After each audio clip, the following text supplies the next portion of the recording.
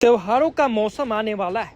उससे पहले चीनी ने आम आदमी की चिंता बढ़ा दी है।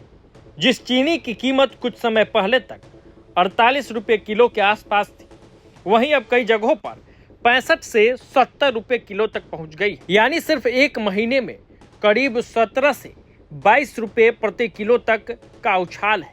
सवाल, आखिर चीनी इतनी महंगी क्यों हो रही है? क्या इसके पीछे एथेनॉल नीति है? सरकार ने इस सवाल का जवाब देते हुए एथेनॉल को वजह मानने से साफ इनकार कर दिया है।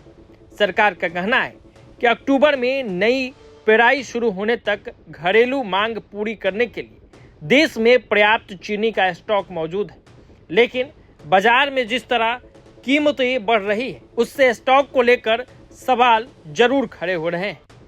कीमतों पर लगाम लगाने के लिए सरकार ने 3 स्तरों पर तैयारी शुरू कर दी है। सबसे पहले बाजार में तत्काल सप्लाई बढ़ाने के लिए 10 लाख टन चीनी का शुल्क मुक्त आयात किया जाएगा। दूसरा, जमाखोरी रोकने के लिए स्टॉक लिमिट और निगरानी बढ़ाई जा रही है। और तीसरा, नई फसल की पेराई जल्द शुरू करने की कोशिश की जा रही है। सरकार को आशंका है कि कुछ चीनी मिलों और कारोबारियों की ओर से जमाखोरी और सट्टेबाजी के कारण भी कीमतों में तेजी आई। इसे रोकने के लिए 30 नवंबर तक कारोबारियों के लिए 400 टन की स्टॉक सीमा लागू की गई है।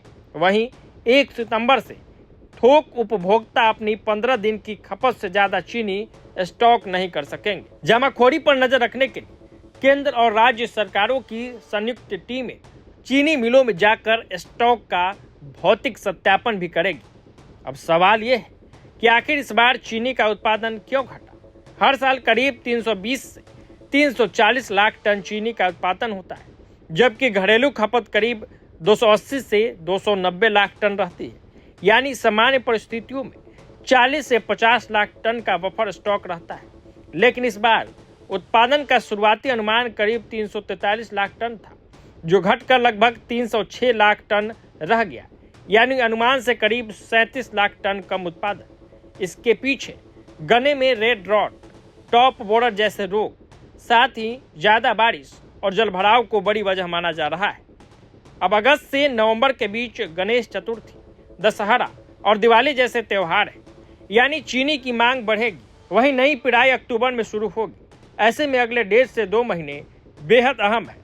सरकार आयात और स्टॉक पर निगरानी के जरिए कीमतों को नियंत्रित करने की कोशिश कर रही है। लेकिन असली सवाल यही है कि त्योहारों के मौसम में चीनी की कीमतें कब तक काबू में आती है और आम आदमी को महंगी चीनी से कब राहत मिलती है, ये देखना दिलचस्प रहेगा। तो इस वीडियो में फिलहाल इतना ही। जुड़े रहिए प्रभात खबर के साथ।